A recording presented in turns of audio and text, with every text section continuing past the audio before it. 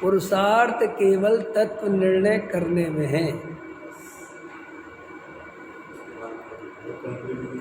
उसके बाद फिर कोई पुरुषार्थ नहीं है। फिर तो वो श्रद्धा की दम पर ही शांत होकर बैठता है और धीरे धीरे अपने आप ही उस शुद्ध उपयोग की दशा घटित होती है तो होती है, और नहीं होती तो नहीं होती है। इतना लंबा काल निकल जाता है भाई साहब। अब आप आदिनाथ का ही काल देखो तो आपके बाल खड़े हो जाएं। 83 लाख पूर्व और 83 लाख कोटि पूर्व। अब 1 कोटि का सब पता ही है ना। तो एक बार बोला इतना लंबा काल, चौथे से सातवां नहीं कर सके। बैठे रहे शांति से, देखते रहे। पुरुषार्थ करना चाहिए था ना आदिनाथ को, क्यों नहीं करा? और अगर आदिनाथ पुरुषार्थ नहीं कर पाए चौथे से उतनी, तो अभी तुम्हारा तत्व निर्णय सही नहीं है और तुम पुरुषार्थ कर लोगे आगे जाने, कैसे करोगे? तो साहब आप क्या कहना चाहते हैं कि शांति से पहले सतत्व निर्णय करो, श्रद्धा सही करो, सम्यक दर्शन की प्राप्ति करो, और फिर जो अंदर रागादि विकारी भाव उत्पन्न होते हैं, कसाय भाव उत्पन्न होते हैं, उन्हें अपने से भिन्न जानो और स्वीकार करो। क्या कहा मैंने? भिन्न जानो और ये भूमिका के अनुसार होते हैं, स्वीकार करो और शांत रहो। देखो वहाँ आगे लिखा है टोडामल जी साहब ने, रागादिक नहीं करना, परंतु चारित्र मोह के उदय से रागादिक होते हैं। अच्छा, करता है कि होते हैं? करता क्यों नहीं लिखा भाई? मिथ्या दृष्टि करता है और सम्यक दृष्टि के होते हैं। अरविंद जी, रागादि होते हैं कि करते हो? देखो अभी आपकी परीक्षा हो जाएगी 1 मिनट में, आपके अंदर से ये लाइन निकल के करते हैं तो समझ लेना मिथ्या दृष्टि है। हाँ, करता तो कोई नहीं, लेकिन अगर आप मिथ्या दृष्टि हो गए तो गारंटी से आपको ये भाव निकल के आएगा कि हम करते हैं। और हम ये कहेंगे कि नहीं करते तो तुम्हें तुरंत फिर ये भाव आएगा, ये निश्चयाभासी है। ये तुम्हारी तीनों पकड़ है, इसके अलावा तो भाई चौथी कोई पकड़ नहीं। इसलिए तो मिथ्या तो जाता नहीं, क्योंकि ये पढ़ाई भी उल्टी कर दी।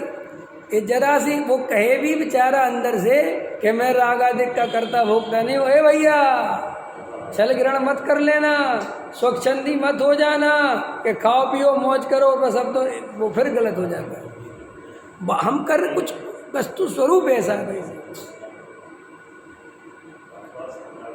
देखो हम तुम्हें मार मार के मुल्ला बना नहीं सकते। समझ में आया कि नहीं आया? उदाहरण दे रहा हूँ ताकि समझ में आ जाए। और बिना मुल्ला बने बिना काम बनेगा नहीं। उदाहरण के लिए ऐसे ही हम तुम्हें जबरदस्ती त्याग व्रत करा सकते नहीं। जबरदस्ती तुम्हें राग नहीं ना, राग छोड़ो छोड़ो, तुम करता नहीं हो, ये कराने से कुछ हो। और जब तक अपने को करता मानोगे तब तक संवेदन होगा नहीं। अभी ऐसी स्थिति है।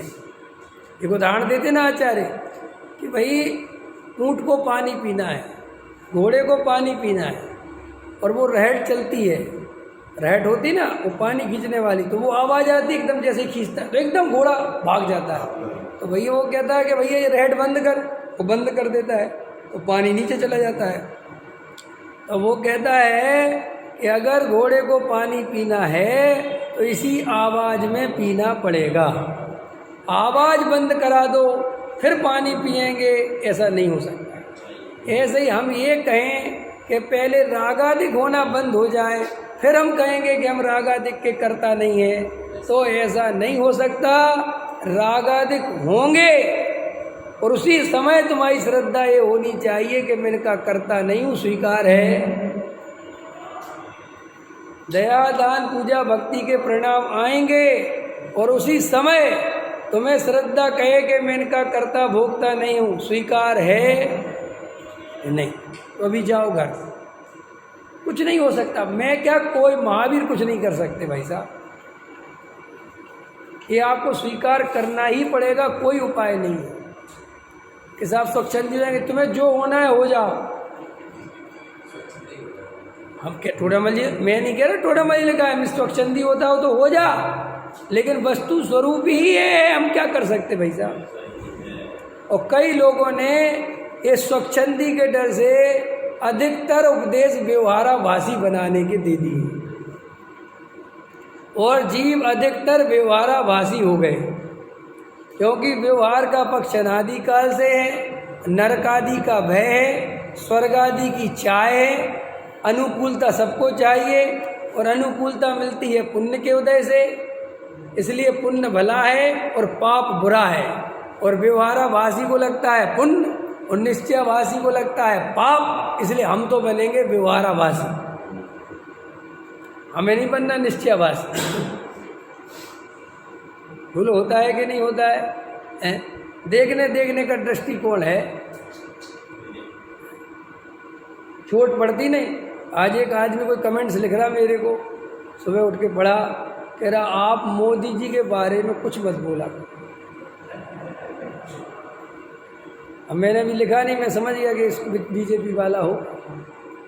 मुझे जो अभिप्राय रहता है वहाँ जरा सी चोट पड़ती तो तकलीफ होती कि नहीं होती। अभी तो हम राजनीति के पक्ष नहीं छोड़ पा रहे, आत्मा के पक्ष कैसे छोड़ोगे। एक हमारे मित्र हैं, वो कट्टर बीजेपी वाले हैं, ठीक है, और उनसे जरा सी कुछ बीजेपी की बात करो एकदम तकलीफ में आ जाते हैं। मैंने कहा यार तुम बताओ इन पार्टियों से इतना चिढ़ते मतलब वो करते हो तो बोले अच्छा आप कांग्रेस। मैं कहा दो गाली, मैंने कहा तो मैं साथ में दूँ, मुझे तो कुछ भी फर्क नहीं पड़ता, मुझे कच्चू होता ही नहीं, हमें क्या फर्क पड़ता है। साहब आप वोट किसको देंगे? हम किसी को दें, लेकिन हमारे साथ तुम किसी की बुराई करो, मैं कोई विकल्प नहीं कि क्यों कर रहे हो। ठीक है, जो तुम्हारा पक्ष हो सकता है तुम जानो, हमारा पक्ष है, हमें क्या फर्क पड़ता है। मैं कल किसी को समझा रहा था, राजनीति कभी अच्छे लोग नहीं करते। क्या समझा रहा था मैं? वर्तमान के उस पर बोल रहा हूँ, वर्तमान में राजनीति में कोई अच्छा आदमी नहीं जाता, और अगर अच्छा चला भी जाए तो ज़्यादा दिन अच्छा रह नहीं सकता, क्योंकि वहाँ का कीचड़ ही ऐसा है, वहाँ तो घुसे और दलदल में फंसे। समझ में आया? और देखो फिर तो मैं क्या समझाया था कि फिर राजनीति में क्या करना, कि फिर उसमें सिर्फ ये देखना पड़ता है कि कम बुरा कौन है। बुरे तो सारे हैं, लेकिन थोड़ा कम बुरा कौन है। लोकतंत्र के लिए हितकारी, सबकी सुनने वाला, सांप्रदायिकता, समझ में आया, कट्टरता, ये नहीं होनी चाहिए, क्योंकि ये सबके लिए अहितकारी चीज़ है। पकड़ में आया कि नहीं आया? देखो भाई, ये अपने को लोक में समझने की बातें हैं, तो अपने पक्ष होते तो तकलीफ होती ना, जैसे उसने कहा कि आप उनका नाम मत लिया करो क्योंकि हमें तकलीफ होती है। ऐसे ही श्री गुरु कहते, तेरे अंदर कोई पक्ष बैठे होंगे और वो बात जैसे ही आएगी तुरंत तेरे अंदर से आवाज़ निकल के आएगी। दयादान पूजा भक्ति में कुछ नहीं होता, और तुम्हारे अंदर उसका पक्ष होगा तो तुम्हें ये लाइन तकलीफ देगी कि नहीं देगी, और बहुत से लोगों को देती है कि नहीं देती है। तो ये तकलीफ जब तक देगी तब तक सम्यक दर्शन नहीं होगा। अब समझ लो आप, और आप अंदर से आवाज आए। मैंने पूछा ना, आपकी परीक्षा ली ना, रागाधिक्य करता हो कि नहीं, तो समय सार याद करके मत बोलना कि नहीं, अंदर से देखना तो तुरंत आवाज आएगी। अगर मिथ्या दृष्टि होंगे, अरे साहब रागाधिक्य करता तो हम ही हैं, पैसा तो कमाते हम ही हैं, मायाचारी तो हम ही करते हैं, झूठ तो हम ही बोलते हैं। समझ में आया कि नहीं? अच्छा है जी, हम झूठ बोलते रहे और अपने को झूठ वाला नहीं माने। हाँ ऐसा ही है, सच्ची बात है, बिल्कुल ऐसे ही है। ये तो ऐसा कैसा उपदेश है? ऐसा ही उपदेश है। अब स्वीकार कर सको तो करो। हमने कहा था एक दिन, आपको कई दफ़े बोलता हूँ, आप शब्दों में उलझ जाते हो, हम सब समझते नहीं। देखो हम जैसे बोला रागाधिक का करता जीव नहीं है, आपको इसमें कोई तकलीफ नहीं होती। हमने ये बोला कि आप झूठ बोलते रहो और मैं झूठ बोलने वाला नहीं हूँ ऐसा मानो, क्या बोल रहे हैं? लेकिन ये यही है, देखिए इसका अर्थ यही तो है। परंतु चारित्र मोह के उदय से रागादिक होते हैं, बस उसे रागादिक नहीं अपना मानता, यही तो अर्थ है, यही अर्थ तो है। मुझे रागादिक नहीं करना है, अब इसका खोलता था, मुझे झूठ नहीं बोलना है, मुझे चोरी नहीं करना है, मुझे विषय भोग नहीं भोगने, मुझे ये नहीं करना है, मुझे धन नहीं कमाना है, मुझे शादी नहीं करनी है, ये उसकी मान्यता है, और करता सब यही है, ये अर्थ है। मुझे झूठ नहीं बोलना, वो झूठ बोलता है, मुझे रागादिक नहीं करना, वो रागादिक करता है। अभी अब सब समझ में आएगा तुम्हें कि क्या बोला है, ऐसे समझ में नहीं आता। ये पता है, ये बहुत प्रॉब्लम है। मैंने कई दफ़े जब मैं पढ़ता भी था विद्यार्थी जीवन में, और जब मैं शास्त्री पढ़ता था, तो मैं कई विद्वानों को ये कहता था कि हमारे यहाँ ये सही खोलते नहीं है, इसलिए गड़बड़ बहुत हो रही है। अर्थ नहीं बताते सही कि इसका वास्तविक अर्थ क्या है, बस चाहे तुम को जैसे रागादिक, कौन से रागादिक होते समझाओ तो, उसको समझाओ। या वो भरत जी के उनको 6 खंड के, तो वे भी रट गए शब्द। अरे अपने घटित करो अपने। अभी जो रोटी खाने का परिणाम आएगा, यहाँ से जाके नाश्ता करने का परिणाम आएगा, वो परिणाम मैंने नहीं किया, उस परिणाम का कर्ता भोक्ता मैं नहीं हूँ। और फिर वो जो नाश्ता रूप क्रिया हुई मैंने नहीं करी, स्वीकार है? अरविंद जी स्वीकार है? कह रहे नहीं है। तो वो कह रहे हैं कि ये काम नहीं बनेगा। अब आप इतने 20 साल से स्वाध्याय सुनोगे, क्या होगा इससे?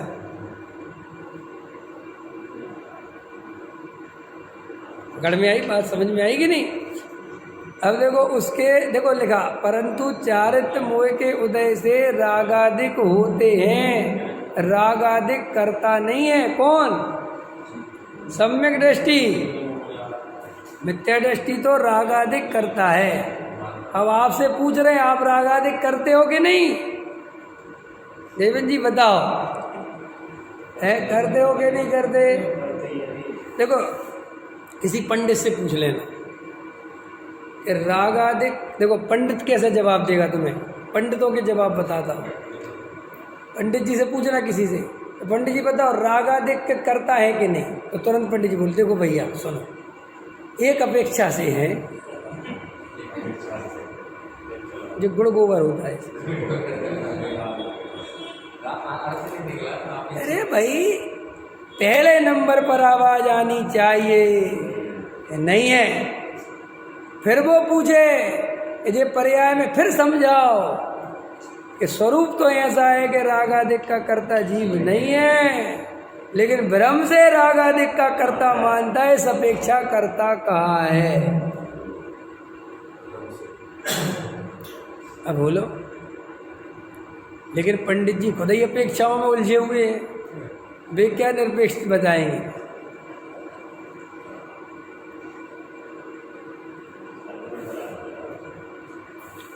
बोलो, मैं आपसे पूछूं, देखो आपके जहाँ सही निर्णय होते हैं वहाँ आप गलती नहीं करते। मैं आपसे पूछूं, धन कमाना चाहिए कि नहीं कमाना चाहिए, आप कभी नहीं पूछते, किस अपेक्षा से पूछ रहे हैं?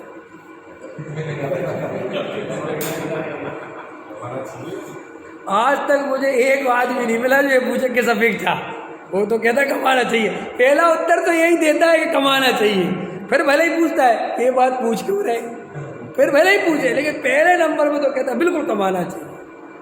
करते कि नहीं?